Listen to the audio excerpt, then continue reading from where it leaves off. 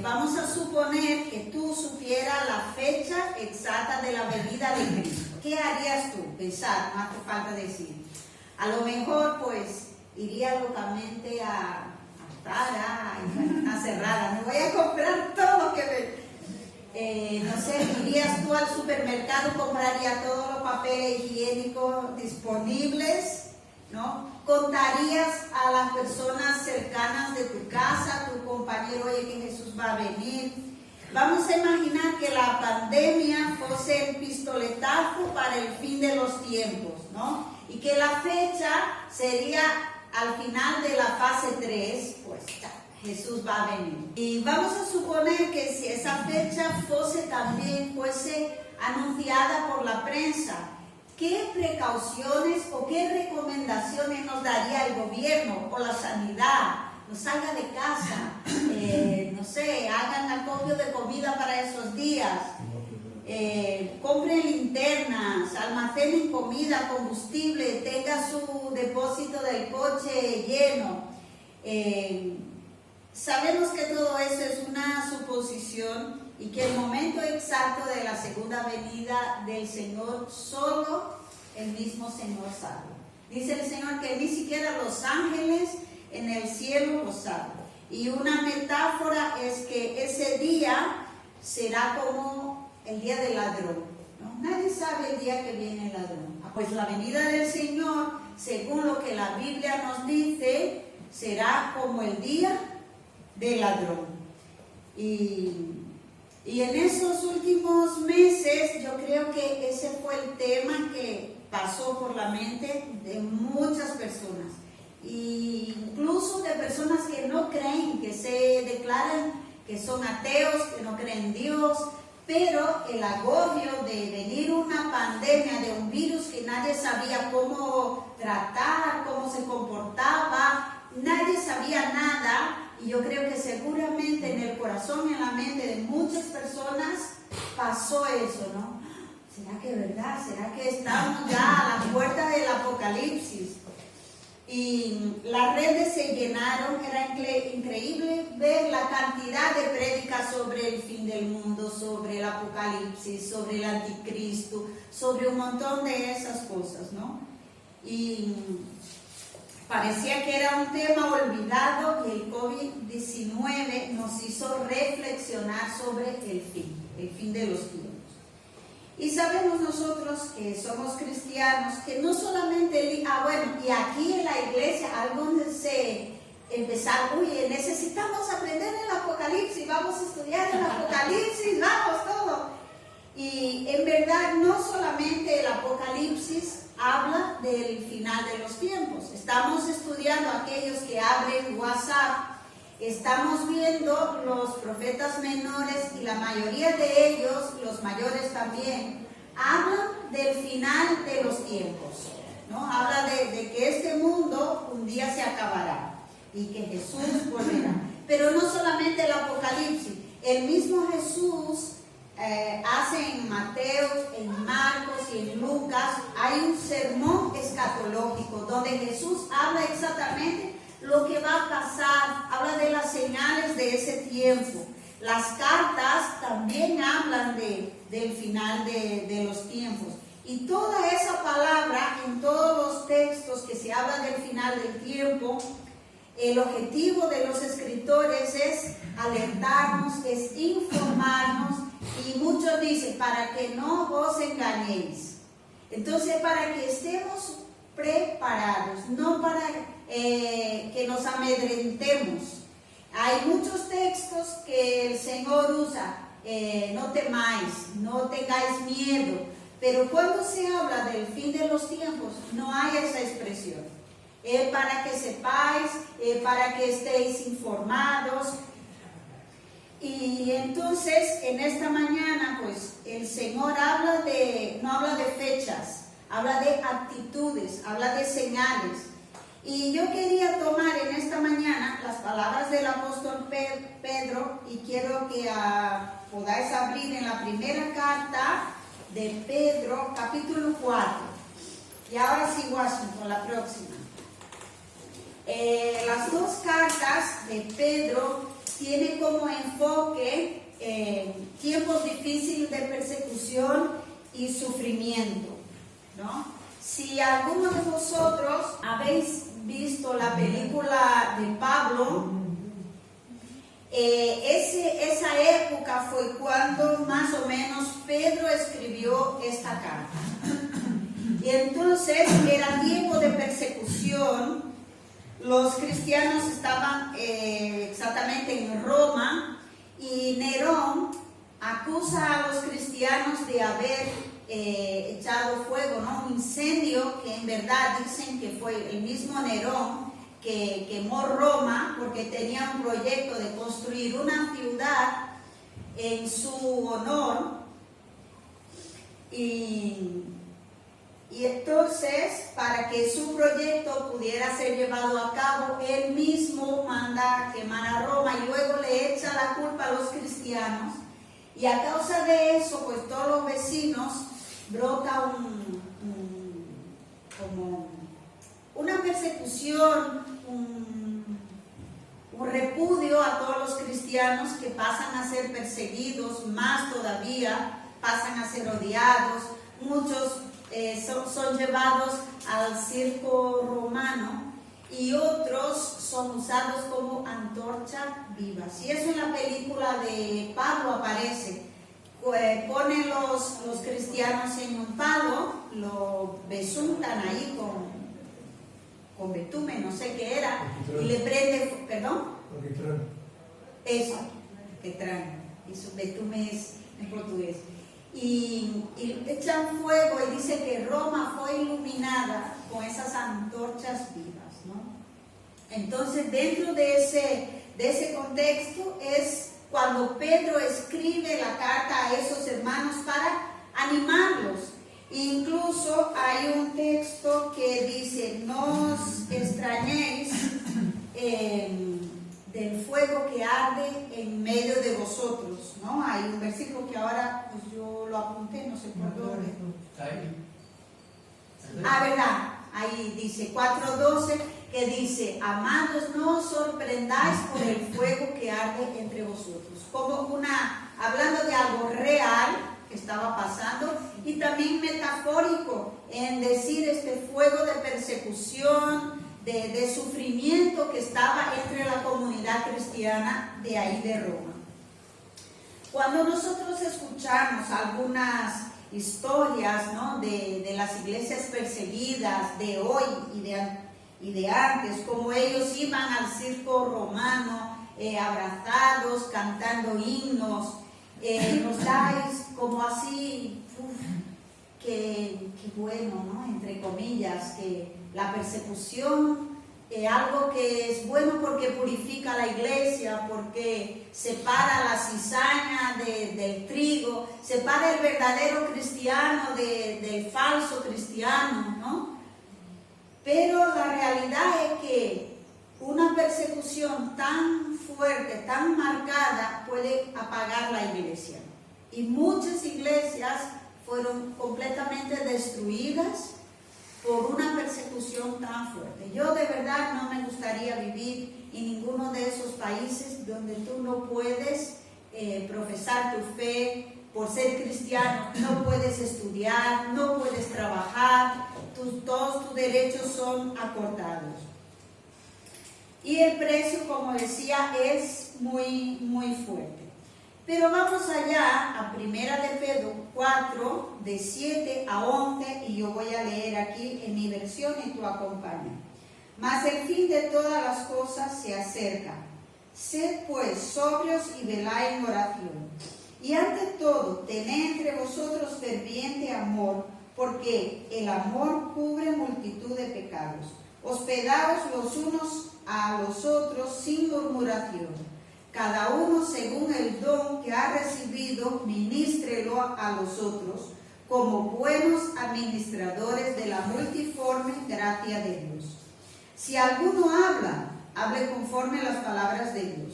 Si alguno ministra, ministre conforme al poder que Dios da, para que en todo sea Dios glorificado por Jesucristo, a quien pertenece la gloria el imperio por los siglos de los siglos. Amén. Pues Pedro en las dos cartas habla del fin.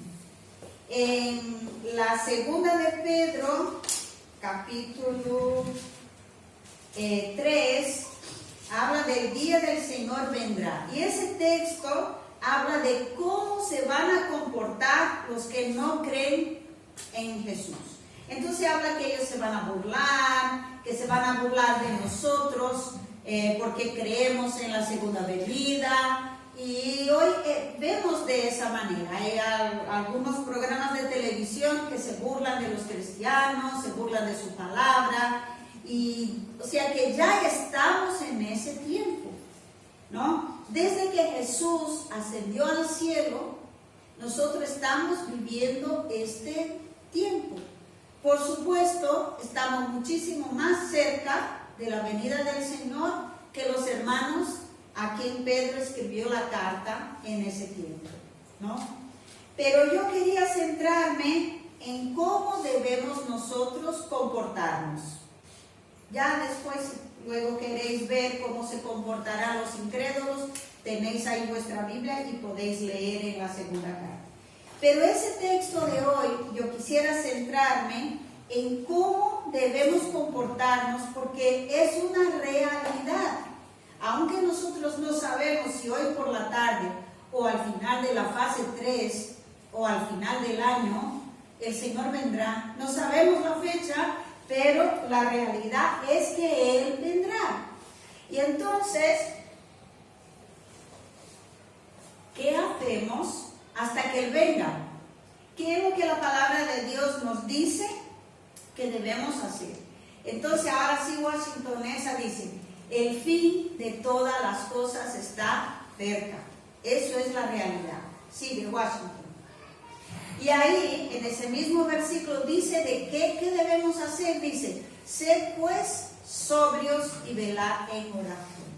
Ese texto nos hace un llamado a la sobriedad, ¿no? Y sobriedad significa no estar borracho, estar sobrio o actuar con cordura, con tranquilidad. Cuando se anunció el virus, el COVID en China, pues la gente ya empezó aquí, antes de todas las medidas, la gente se volvió loca. Se fueron a la farmacia, compraron todas las mascarillas habidas y por haber. Cuando anuncia el cierre, la gente fue, nadie sabía por qué, pero se acabaron los papeles higiénicos.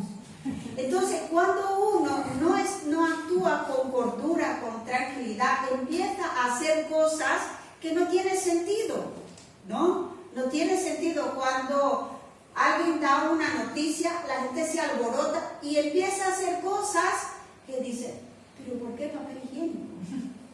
¿De qué me va a servir tanto papel higiénico? ¿No? Como si te fuera a proteger y cosas así. Pero la Biblia dice que debemos estar sobrios, alertas sobre la venida del Señor, informados, preparados, pero no tenemos que volvernos locos y decir: ¡ay, el Señor va a volver! ¿Y para dónde va? Y corre para acá, para allá, y sin saber qué hacer, se vuelven locos. No, el hecho de que la Biblia nos informe es eso, para que sepáis, el Señor está informando que sí va a venir y que no nos coja como desprevenidos, ¿no? Como las vírgenes. Y ¡ay, no hay aceite! Y corre para comprar aceite. Y las otras ya sabían que el novio vendría y estaban preparadas. Y a veces se sale un pánico escatológico, y tristemente a veces empieza dentro de la propia iglesia.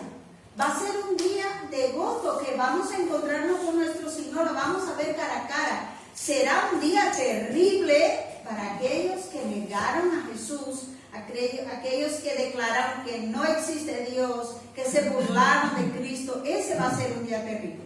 A lo largo de la historia, mira, y hay muchas sectas que hoy existen, nacieron de marcar una fecha, de fijar una fecha de la venida de Jesucristo. Lo que pasa es que muchas de ellas no quieren recordar sus orígenes. Por ejemplo, los adventistas, los testigos de Jehová, nacieron así. Y entonces personas se dedicaron a hacer cálculos, mirando los textos bíblicos y tal, y haciendo un montón de interpretaciones, y dijeron, tal día, tal mes, de tal año vendrá Jesús. Y hay historias de personas que vendieron todos sus bienes, dejaron su trabajo, y hay uno en especial, se compraron vestiduras blancas, se subieron al techo de su casa y estuvieron ahí esperando el regreso de Jesús. Y Jesús no vino. Y no vendrá de esta manera porque a nadie el Señor ha concedido el privilegio de saber la fecha. Por tanto, la Biblia dice que debemos ser sobrios, que debemos estar tranquilos, actuar con tranquilidad, ¿no? Y el segundo es velar en oración. Buscar a Dios con criterio. Orar por nuestros hermanos que están siendo perseguidos, por nuestra iglesia, por nuestros hijos, los que tengan, por los misioneros. Hoy mismo hemos recibido una petición en el grupo de unos misioneros. Y tantos otros motivos, por nuestros gobernantes. Esté o no esté de acuerdo, no importa qué color sea tu bandera, la Biblia dice que debemos orar por los gobernantes. Nosotros tenemos, yo creo que todos aquí tenemos testimonios de cómo funciona la oración en nuestra vida. Todos nosotros hemos tenido muchos testimonios de cosas que hemos orado, pedido a Dios y Dios ha contestado. Milagros que Dios ha hecho en nuestra vida. Entonces, todos estamos de acuerdo que la oración es un recurso poderoso que Dios pone a nuestra disposición. Pero, ¿cómo nos cuesta entender y dedicar tiempo a la oración? ¿No? Hemos hecho el esfuerzo de, durante ese tiempo, tener reuniones virtuales. Sabemos de la limitación de mucha gente, de que no puede conectar. Pero echamos en falta a mucha gente en esas reuniones, ¿no? ¿Por qué será que es tan difícil dedicar ese tiempo a la oración? Otro llamado que la carta que Pedro manda a los cristianos es tener un ferviente amor. Entonces, delante de la realidad de que Jesús viene, tenemos que estar sobrios, tenemos que estar orando y tenemos que tener un amor ferviente, un amor que nos motive a orar por las personas, como dice, un amor suficiente para cubrir multitudes de pecados.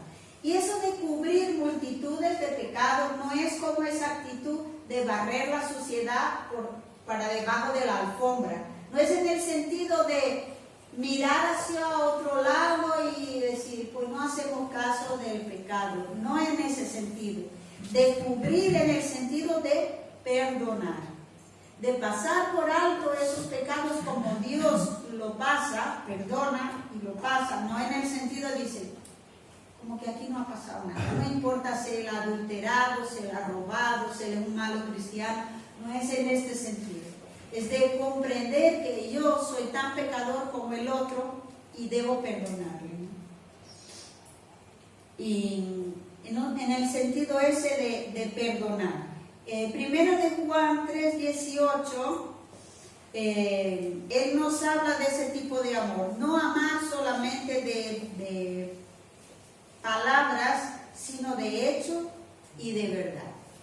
Ese es el tipo de amor que debemos tener en estos tiempos, mientras Jesús no venga. Otro llamado que Pedro hace es hospedaos los unos a los otros. Y yo me alegro que en medio de nuestra congregación hay personas que tengan ese don del Espíritu Santo, porque hospedar es un don del Espíritu Santo. A veces nosotros estamos pensando, mucha gente que quiere tener esos dones que son más vistos, de predicar, evangelista, de operación de milagros. Muchos quieren don de lenguas porque algo es un don que se ve públicamente y a lo mejor la gente piensa que daría más estatus espiritual, ¿no? La gente piensa que hay categorías de dones más, superiores y otros no, pero no es así lo que la Biblia dice. Y en esa época, si nosotros pensamos que los cristianos estaban siendo perseguidos, en esa época no había redes de hoteles ni hostales, y muchas veces los cristianos iban de un pueblo al otro, no porque estaban de turismo, porque estaban huyendo de la persecución. Algunos iban predicando el evangelio, y no había otro medio de conseguir un abrigo, de contar con el apoyo de los hermanos. Entonces, esas personas necesitaban ser recibidas en su casa. Pero fíjense, ambos, era una situación muy peligrosa, porque tú no sabías quién hospedaba. Tú podías decir, venía uno, dice así, pues yo soy cristiano, y tú recibías, y de repente era alguien del gobierno, o alguien como, por ejemplo, muchos como Pablo, que perseguía a los cristianos, y dice, me he hospedado en la casa de Jerti, y ahí ellos leen la Biblia, ahí hay Biblia en su casa, y luego venga, me caía ahí unos soldados, y aprender todo de esa casa, ¿no? Entonces era una situación, y Pedro dice, hospedaos unos a los otros. Y era una situación difícil, también al revés, de uno que tú ibas a pedir abrigo y tú no sabías realmente a qué casa ibas, no sabías si esa gente era realmente cristiana o si podías entrar en una casa de unos falsos cristianos y luego te iban a perseguir y tú ibas a terminar en el circo romano. Era una situación de mucho peligro. Sí, hospedar ya no es algo fácil porque tienes que cambiar tu rutina, tienes que mover colchones, tienes que aumentar la comida, tu privacidad, ¿no? Tienes que hacer una serie de cambios, pero el versículo dice sin murmuración. Ya hay un texto de Hebreos que dice, no os olvidéis la hospitalidad, porque por ella algunos sin saberlo hospedaron a Dios. No sabemos a quién estamos hospedando. Que de verdad hay gente pesada y gente abusona, sí hay. Pero también hay ángeles que Dios envía a nuestra casa. Entonces, yo me alegro que seamos, por lo menos algunos en nuestro medio, personas dispuestas a hospedar en una necesidad. Teníamos planificado recibir ahora en junio un grupo de deportistas brasileños y íbamos a hacer algunas cosas aquí en el barrio. Y yo fui llamando a las personas y preguntando cuántas personas puede hospedar. Y fue increíble porque mucha gente dice, yo puedo hospedar 2, yo puedo hospedar 1. Y así teníamos todo arreglado. Por supuesto, eso cayó, no van a venir porque sabéis que con el COVID, primero que los brasileños ahora no son bienvenidos en ninguna parte del mundo, los aeropuertos están cerrados para los brasileños y todo ese tipo de actividad cayó. Pero yo me alegro que en nuestra iglesia haya gente con ese tipo de corazón. Pero hay una más de las actitudes que debemos tener es servir a los demás con los dones que Dios nos ha dado. Y hablamos del don de hospedar, pero hay una cantidad de dones. Con lo que Dios te ha dado, no hay ningún cristiano que no tenga ningún don. No existe. Dios a todos ha dado dones conforme Él quiso. Es lo que nos enseña la Biblia, ¿no? Y no existe un cristiano que tenga todos los dones, porque entre lo que falta de uno, con el que tenga el otro, nosotros nos completamos como iglesia. Y aquí Él dice, como buenos administradores, pensad que esos dones es como la despensa que tenéis en casa, pues tenéis un armario ahí que tenéis vuestras latas de atún, de sardina, aceitunas, arroz, sal, aceite, y a la medida que se va necesitando, pues se saca de ahí y se lo usa. Y Dios, y el que tiene la llave de la despensa somos nosotros. Y Dios nos ha entregado esos dones y somos nosotros los dueños de la despensa. Y a la hora que alguien necesita, yo voy y cojo de lo que Dios me ha dado y puedo bendecir y servir a mis hermanos, ¿no? Y Dios nos ha dado ese privilegio y dice, como buenos administradores de la multiforme gracia de Dios. Dios ha dado de su gracia en diferentes maneras. Quizás tú no seas elocuente o te tenga miedo, como dice, escénico, ¿no? De hablar en público, pero Dios te ha dado otros dones con los cuales tú puedes bendecir la iglesia de Cristo y las otras personas. Y es interesante que en el versículo 11, Pedro hace como un condensado de todos los dones en dos categorías, ¿no? Entonces, él pone primero, la próxima, ¿entra? Sí. Él pone los dones relacionados con el hablar, con la lengua, y los dones relacionados con las manos de servir. Y entonces él dice, el que habla, es decir, el que es pastor, el que es maestro, el que exhorta, el que tiene palabra de conocimiento, el que tiene palabra de sabiduría, todos esos dones que se ministran a través del hablar, él dice, el que habla, hable conforme las palabras de Dios. Yo no puedo ser una persona a quien Dios me ha dado el don de exhortación, que no es solamente regañar, es motivar, que alguien me venga a pedir un consejo y yo le digo algo exactamente que va en contra de lo que dice la palabra. Y uno que dice, es que no aguanto mi mujer, es una pesada, es que me voy a divorciar, es que ya no aguanto. Yo no puedo decir, es verdad, es una pesada, divórciate. No puedo. Por supuesto, como cristianos, nosotros no podemos estar de acuerdo con ninguna situación de violencia, de maltrato, pero conforme a lo que dice la palabra de Dios, hay que buscar, si es posible, un consenso. Claro, si llega una situación que no se puede y se separa, porque tampoco Dios se alegra con situaciones de violencia y maltrato, sea del lado que sea. Pero yo no puedo decir, si mi mujer es una pesada, es que yo no la entiendo. Pero es que la palabra nunca te ha mandado a entender tu mujer. Te ha mandado a amar. Amar, ama a tu mujer, es lo que la palabra dice. Y luego, a partir de eso, tenemos que ver qué es lo que pasa. Podemos hablar con la mujer para que no sea tan pesada, que ella también aprenda a respetarte. No, porque no solamente el hombre tiene que amar a su mujer, pero las mujeres también tienen que aprender a respetar a sus maridos. Entonces, si yo hablo, si Dios me ha dado algún don relacionado con el habla, yo no puedo hablar algo que va en contra de la palabra de Dios. Entonces, el que habla, que hable conforme la palabra de Dios. El que sirva, que tenga que hacer algo con las manos, hospedar, servir.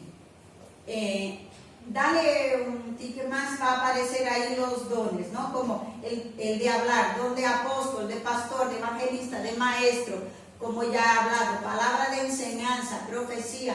Si tienes el don de misericordia, de ayuda, de administración, de operar milagros, de contribuir, es un don del Espíritu Santo, de presidir, hazlo conforme la fuerza que el Señor te da. Esa versión dice con el poder.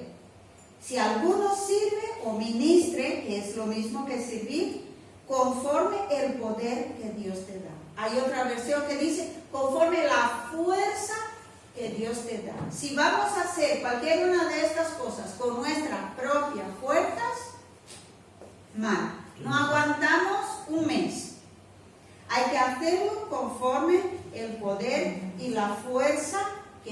Dios nos da. Una cosa es que un don no excluye el otro. Es decir, el que predica puede limpiar. El que limpia puede enseñar, puede evangelizar. El que sirve la mesa puede exhortar. Si Dios le ha dado ese don, entonces pensamos, bueno, el pastor no puede recoger la basura porque es el pastor, ¿no? El pastor no puede poner un clavo porque es el pastor.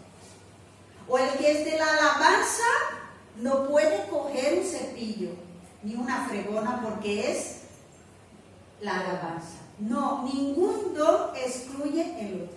Si Dios te ha dado el don de agua, pues sirve de esta manera. Si te ha dado de servicio, sírvelo. Pues no hay categorías de dones. Y el fin de todas las cosas es que ya sea por tu don de hablar o por tu don de servir, que Dios sea glorificado. No sea tú que brille, no sea el que barre, que brille, ni el que predica, sino el Señor. El fin de todas las cosas es que el Señor sea glorificado. Pues vamos ya terminando ese tiempo y la certeza es que el fin de todas las cosas se acerca. Jesús está por venir. Y al revés de desesperarnos y salir comprando papel higiénico como locos, o amedrontarnos o andar inquietos, Pedro nos enseña a ser sobrios, a seguir viviendo la vida cristiana como debe ser, orando, uno más, ¿no? Orando, sirviendo al Señor, o viviendo la vida cristiana como debe ser, sobrio, orando, sirviendo a los demás, amando, dando de ti conforme los dones que Dios te ha dado. Pero yo quisiera hacer una pequeña reflexión en todo ese tiempo de pandemia. A mí me preocupaba de verdad, no sé si soy un poco insensible. Por supuesto, uno reconoce todos los daños que esta enfermedad ha causado en términos de salud, en términos de economía, en términos de tristeza, en términos de política, todo lo que, o sea, todas las bases de la sociedad yo creo que fueron movidas, ¿no? La tecnología, la investigación. Mi preocupación en todo eso de la pandemia, desde cuando se decretó el estado de confinamiento, era cómo iba a ser el retorno. Eso me preocupaba. ¿Cuál sería el efecto del confinamiento en la vida de los creyentes? Algunos a lo mejor volverían con más ganas, locas por volver, por encontrarse otra vez con los hermanos, echaban de menos estar en el local. Otros creo que a lo mejor no echan tanto en falta, porque durante todo ese tiempo ha estado muy cómodos en su casa, recibiendo las predicaciones, los estudios, ha pasado de todo. Hay gente que no ha pasado por el confinamiento porque ha estado trabajando constantemente como Gertie, o sea, no ha pasado el confinamiento, salía igual que todos los días a trabajar, con más riesgo aún, ¿no? Había aquellos que sí cumplieron el confinamiento. Hay otros que, aparte de cumplir el confinamiento, también se aislaron, porque tú intentabas llamar, la gente no contestaba, te das cuenta que no lees el mínimo de lo que pones en el grupo, ¿no? Que no lees nada. Entonces, aparte de confinados, también estaban aislados, ¿no? De todo, de todo. Y yo creo que en esos días, yo creo que desde que empezó, pero yo creo que ahora más, todos los sectores, por ejemplo, la política, la salud, la economía, van a estar haciendo evaluaciones profundas del impacto de ese COVID en cada uno de sus sectores. Yo creo que nosotros también deberíamos hacer una reflexión del impacto de todo eso en nuestra vida. El día que venimos aquí a limpiar y a ordenar la iglesia, estábamos dando gracias a Dios porque nadie se contaminó aquí en este lugar. Dios guardó. Hay otras iglesias, infelizmente, que no. pero eso de alguna manera es un testimonio para los vecinos. Aida puso un escrito bien interesante avisando a todos los vecinos todo ese tiempo que estábamos cerrados, diciendo que aquí no hubo ningún contagio. ¿Es la mano de Dios o no? Amén. También entre nosotros nadie ha perdido su trabajo. Nadie ha tenido que pedir una bolsa de comida en esos días. Entonces, como familia, como hermanos, Dios nos ha bendecido, ¿no? Y entonces, mi inquietud no era que saliéramos, no era que algunos no, partieron, ¿no?, con el Señor, o otros sin el Señor, pero salir mejor. Teníamos que salir de esta etapa, pero salir mejor, ¿no? Cantamos pues resistiremos y hemos resistido durante todo ese tiempo, como he dicho. No nos faltó lo necesario, no nos enfermamos, la iglesia pudo cumplir sus compromisos, pero la realidad es que Cristo está por volver, hermano, y la obra tiene que seguir. Pero no debemos estar ni atribulados, ni con miedo, ni inquietos, sino debemos coger más fuerza y ánimo. Mira, vamos a apoyar a los que, si Dios nos ha bendecido y no nos ha faltado nada, pues vamos a dar de lo nuestro para la gente que no tiene. Pues vamos a poner ahí nuestra latita de leche, nuestro pañal, y vamos a ayudar a esas personas. Debemos seguir con nuestros proyectos, no importa si con 25 personas en el culto o no. Reafirmemos nuestro compromiso con Cristo y con el prójimo, ¿no? Que seamos nosotros gente con quien Dios pueda contar, cristianos con quien el Señor pueda contar, y ser de testimonio a nuestros vecinos, ¿no? Estamos ahí de puertas abiertas, la gente sigue pasando, mirándonos, ve que estamos en condiciones, y todo eso sirve de testimonio.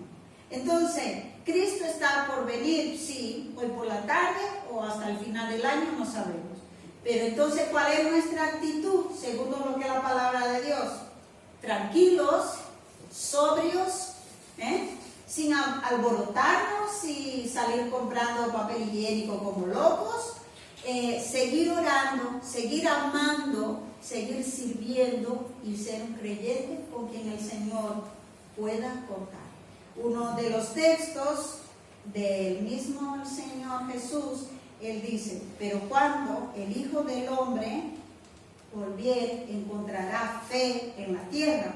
Ojalá que el Señor al volver pueda encontrar fe en la iglesia Majerí. Amén. Que seamos hombres y mujeres de fe. Amén. Dios, cuánto te alabamos por ese momento, con libertad, con las puertas abiertas, abrir tu palabra, hablar en un micrófono, Señor, sin que nadie nos pueda perseguir, nos pueda llevar preso. Por eso te pedimos, ten misericordia de aquellos hermanos que no lo pueden hacer.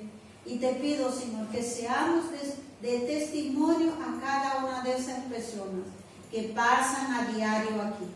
Señor, usa la placa que hemos puesto. Usa tu palabra que es poderosa, Señor.